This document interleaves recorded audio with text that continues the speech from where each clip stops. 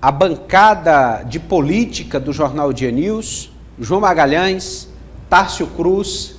Bom, tem um assunto que repercutiu muito hoje, pela abrangência que tem o tema, pelo calor que provocou na Câmara Municipal de Teresina, que diz respeito a um bate-boca, um desentendimento, um acirramento de ânimos entre os vereadores Antônio José Lira e Gustavo de Carvalho na Câmara Municipal de Teresina. Tássio, o que aconteceu exatamente? Eliezer, mais uma vez boa tarde a você e a todos. Segue aquela celeuma da lei das calçadas. A ideia da base do prefeito era votar a urgência do projeto, para já votar o projeto, o mérito, né, o projeto em si, no plenário hoje. A matéria foi rejeitada na Comissão de Constituição e Justiça, só o vereador Bruno Vilarinho votou a favor dela. Porém, quando se tem um voto favorável, mesmo que tenha sido reprovado na Constituição e Justiça, ela pode ir a plenário. Ela foi e os vereadores votaram primeiro a urgência. Tínhamos ali muitos ambulantes no plenário que protestavam a favor da aprovação da matéria. E a ideia de Antônio Zé Lira era pressionar os vereadores contrários ao texto com a presença desses trabalhadores. Só que não deu muito certo a estratégia. A prefeitura precisava de 15 votos favoráveis ao regime de urgência, só conseguiu 14. Um dos que votaram contra a matéria, mesmo sendo da base do prefeito, foi Gustavo de Carvalho, o que acabou gerando um bate-boca danado, esvaziamento do plenário. A gente tem até aí, Eliezer, um momento em que os dois discutem, Antônio José Lira e Gustavo de Carvalho, palavras pouco decorosas de um com o outro. Vamos ouvir. Espero que o prefeito mais uma vez se sensibilize, que ele veja o que é melhor para a cidade, e eu vou votar contra meus princípios e sempre a favor do shopping da cidade. Obrigado, presidente. Vereador Gustavo de Carvalho, Vossa Excelência devia dizer aqui que um dos culpados para derrubar a vereadora Poliana, inclusive, pegou os cargos dela, foi Vossa Excelência. Sabe o que é que Vossa Excelência tinha que fazer? Como silêncio. Pois é, quem anda de novo e passa a noite na cara do prefeito é Vossa Excelência. Você não está construindo mais, você está devagando isso, você está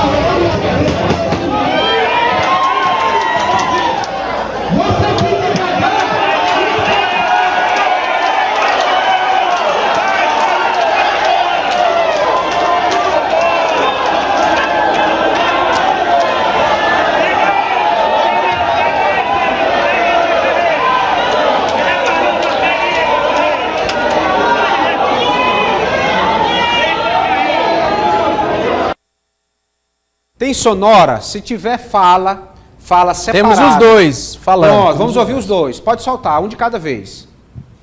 Ele já enganou 3 anos. Ele ia continuar enganando. Ele abusou da boa-fé do prefeito, da amizade do prefeito. Ele vai entrar em depressão com saudade do prefeito Doutor Pessoa, porque da base não tem como ele continuar. Eu mesmo serei o primeiro a dizer para Doutor Pessoa, bote para fora. Se você é de uma gestão, você tem que estar agradando a sua consciência, lutando pela gestão, defendendo a gestão, e não ele. Tem tudo na prefeitura e aqui ele faz o quê? Aqui ele faz o quê? Trai a cidade, trai o prefeito e trai os colegas. O vereador Gustavo também falou, tem um outro lado, vamos ouvir. Eu sempre fui defensor do pequeno e microempreendedor. Então, assim, eu tenho uma causa que eu tenho que defender. E a minha história, ela está ali presente desde 2009, quando o shopping da cidade foi criado. E o que eu defendo e vou defender sempre, quando eu cheguei ali, é que esses ambulantes que querem e que a gente é totalmente favorável, que eles vá para um lugar decente, com segurança, com limpeza, que eles possam atender seus clientes dignamente, que eles possam estar nesses locais, como o shopping da cidade hoje pode oferecer, conforto, segurança, que o cliente que venha do interior, que venha do sul do estado, que ele possa ser bem recebido. O que a gente defende, e eu vou defender sempre, é que esses pequenos negócios, eles possam estar em um lugar digno.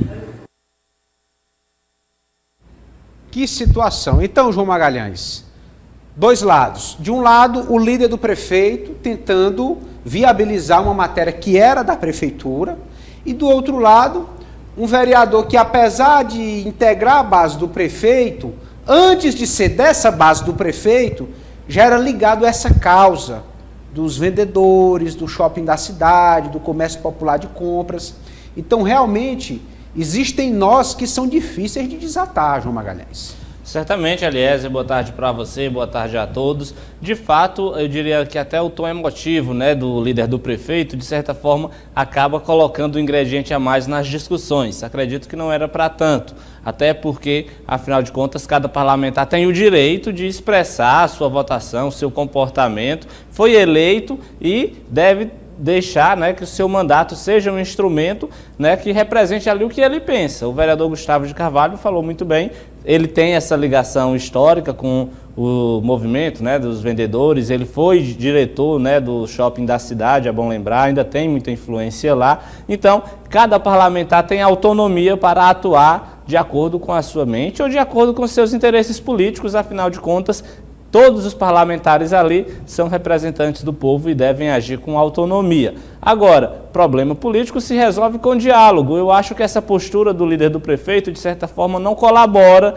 para que o prefeito acabe somando mais força num parlamento. Pelo contrário, eu acho que esse tipo de posicionamento, de certa forma, coloca uma espécie de barreira. A gente sabe que nem tudo na vida é sim ou não. É preciso ter um meio termo, é preciso ter uma capacidade de diálogo e nesse perfil, nessa postura de Antônio José Lira, aparentemente ele acaba afastando, de certa forma, alguns parlamentares que poderiam não serem aliados do prefeito, mas em determinados momentos votar de acordo com o Palácio da Cidade, o que é absolutamente natural. O mérito em si da discussão, obviamente, não pode ser em regime de urgência. A gente está falando de um projeto muito importante que modifica toda a imagem que a gente tem do centro da cidade. É bom lembrar que o centro de Teresina precisa passar por um processo de reformulação, todo mundo defende uma revitalização daquele espaço, é preciso que se discuta qual é o papel do centro no futuro de Teresina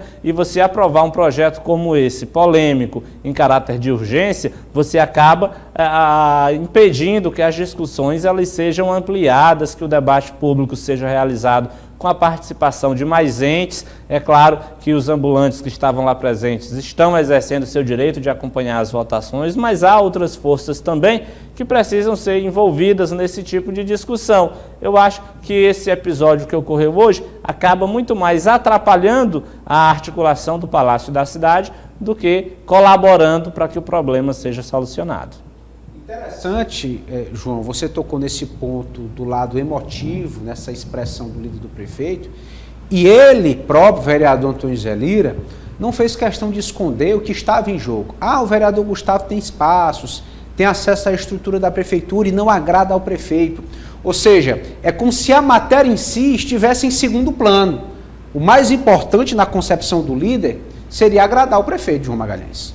Exatamente, é esse tipo de imagem que Antônio José Lira passou, não só nesse episódio, né, de hoje, a gente já viu em outros momentos que a discussão também foi para este sentido, e a gente sabe que o parlamento é a casa das discussões, é a casa do debate, é onde estão os representantes da população e quem representa precisa debater, precisa ter maturidade, obviamente, para ouvir um sim, ouvir um não, para orientar a base, mas também saber que cada parlamentar tem a sua autonomia para agir de acordo com a sua consciência.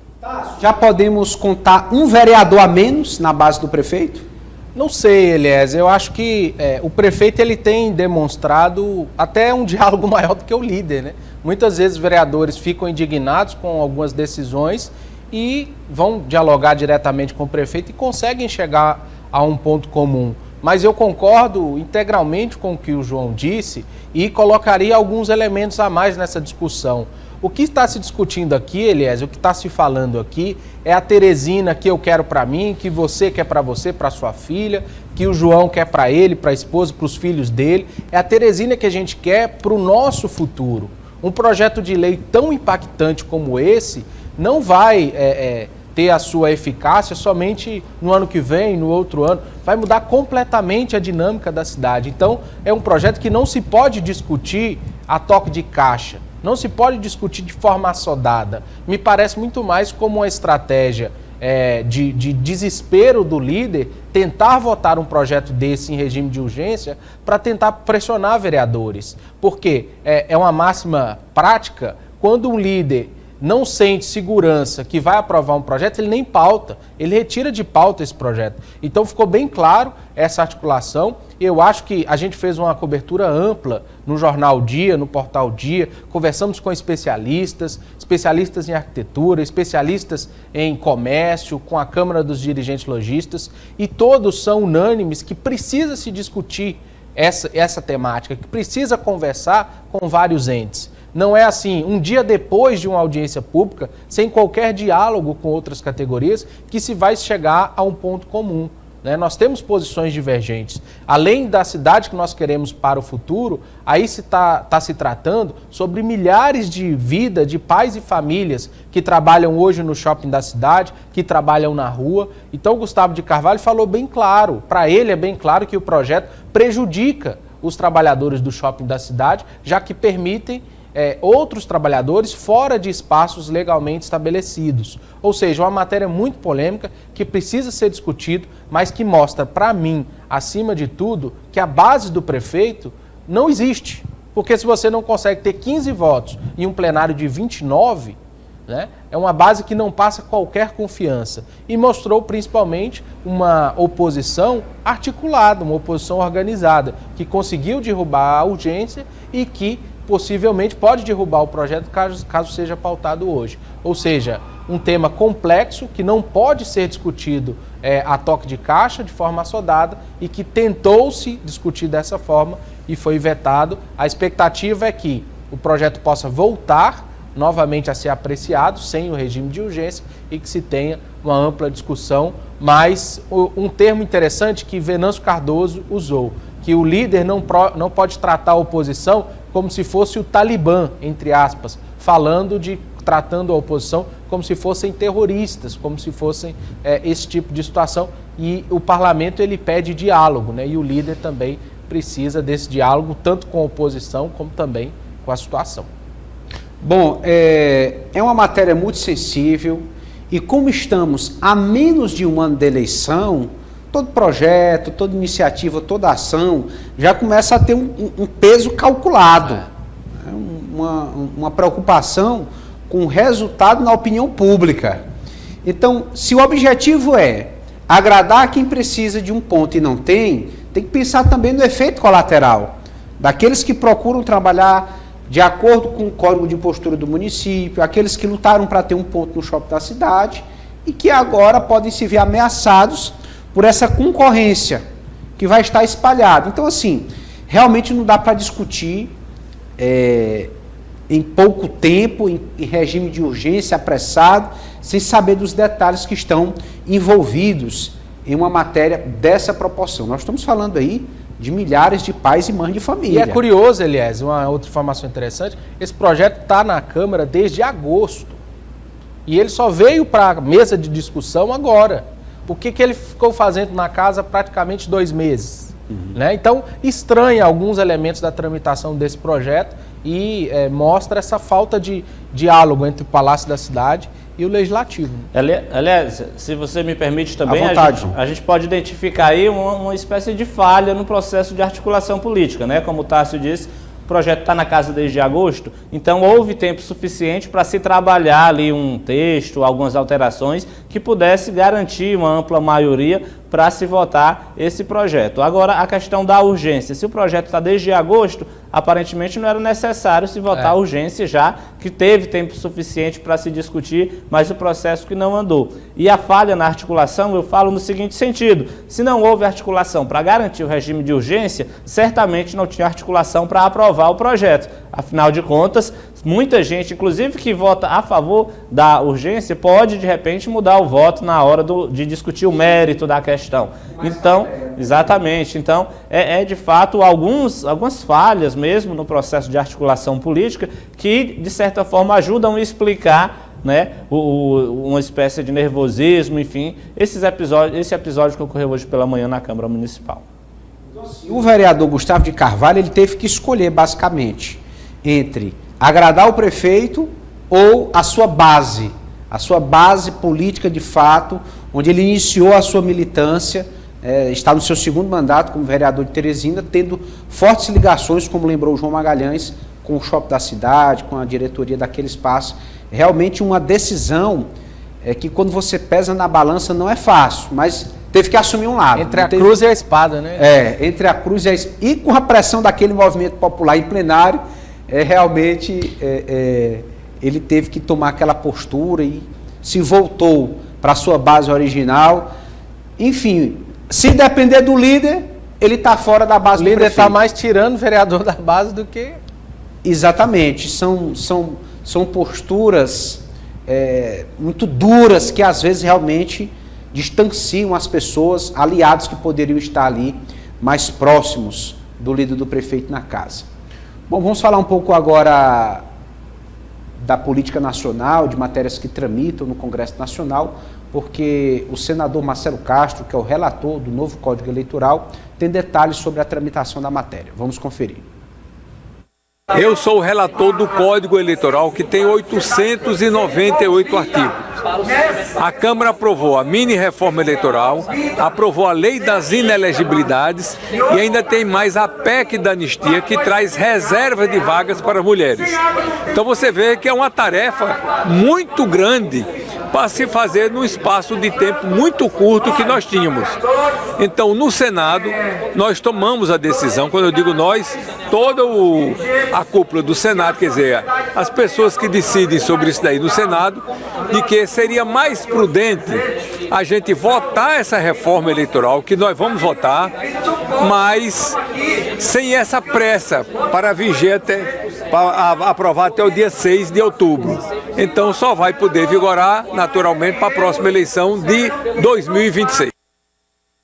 Bom, proposta de reforma eleitoral adiada para 2026 porque perdeu o prazo mínimo de aprovação um ano antes da eleição, João Magalhães. O que o senador falou, de certa forma, explica um pouco do que aconteceu na Câmara Municipal. Nesse caso aí do Senado, o Senado preferiu deixar o tempo passar para que não se faça mudanças, alterações de forma rápida, sem ter uma discussão aprofundada do assunto, porque afinal de contas a gente sabe que para valer, né, essas mudanças para valer nas eleições do ano que vem, elas deveriam ter sido aprovadas e publicadas até dia 6 de outubro. O Senado até poderia fazer isso, mas aí não ia ter tempo de discutir cada lei, não ia aprovar o projeto do jeito que ele veio da Câmara, né? Pelo contrário, como a gente disse aqui, o Parlamento é a casa das discussões. Muitas vezes a gente até critica porque há muitos projetos importantes que são debatidos à exaustão, demoram ir para a votação, mas de certa forma o papel do parlamento é exatamente se debruçar sobre essas discussões,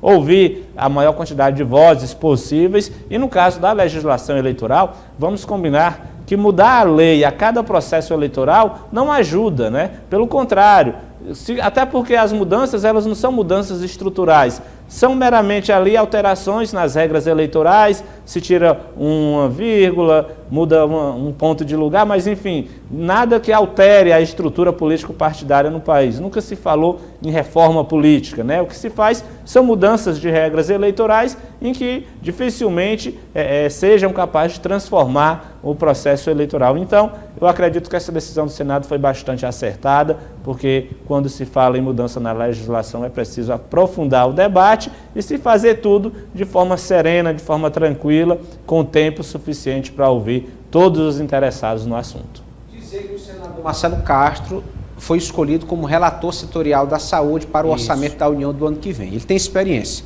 Já foi ministro da Saúde e relator do Orçamento Geral da União, que inclusive está em execução este ano. Agora, além dele, tem outro piauiense, o seu filho, o deputado federal Castro Neto, que estará como relator setorial da área da defesa, da pasta da defesa. Vamos ouvir o deputado federal Castro Neto sobre esse assunto. Eu, como relator setorial da defesa, sou responsável pelo orçamento do Exército, da Aeronáutica, da parte da defesa do Brasil. Vou procurar fazer um bom trabalho distribuindo para deixar nossas Forças Armadas bem guardadas e também tentar contribuir aqui com o Piauí. Qual o total de recursos previstos para essa área em todo o Brasil? Bom, eu não tenho os orçamentos ainda, ouvi falar que é em torno de R$ 1 bilhão para a defesa neste ano. Tudo que passa pela parte de infantaria, construção, estará dentro desse orçamento? Provavelmente. Muito bem, responsabilidade grande, um cargo que dá notoriedade ao parlamentar, Tássio Cruz, nesse sentido, porque nós estamos falando do Ministério da Defesa, das Forças Armadas do Brasil, que demanda um orçamento realmente volumoso, e isso vai ser detalhado pelas mãos de Castro Neto. Com o perdão do trocadilho, esperamos que os dois façam a defesa do Piauí nos orçamentos, principalmente da saúde, né? Nós temos aí o Hospital da Mulher, temos aí várias obras do setor da saúde que precisam ser desenvolvidas aqui no Piauí, e esperamos que não se esqueçam do nosso estado ao coordenar essas duas áreas tão importantes. Muito obrigado, João Magalhães, Tássio Cruz, pela participação de vocês aqui com a gente. O comandante Douglas Cordeiro volta amanhã. Volta amanhã aqui ao comando do Jornal Dia News. Nós queremos agradecer a sua companhia, você que esteve conosco, ligado na nossa audiência. Muito obrigado pela sua participação. Continue ligado na programação da Dia TV. Amanhã, a partir das 6 horas da manhã, tem o Comando Geral.